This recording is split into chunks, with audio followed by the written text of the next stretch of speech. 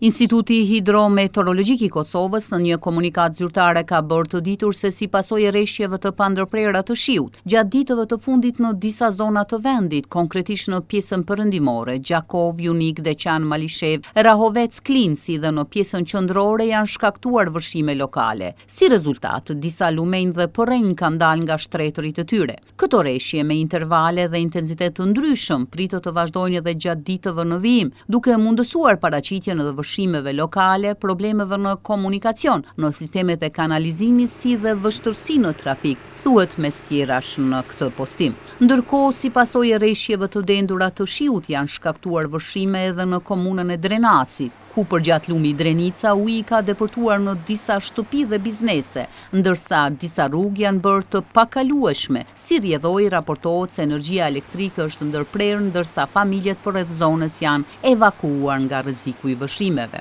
Ndërkohë, komuna e Prishtinës ka njoftuar qytetarët se për shkak të rreshjeve të vazhdueshme të shiut mund të krijohen vështirësi në qarkullim rrugor, mbi kërkesë të kanalizimit dhe rrezik për vërshime në zona të caktuara.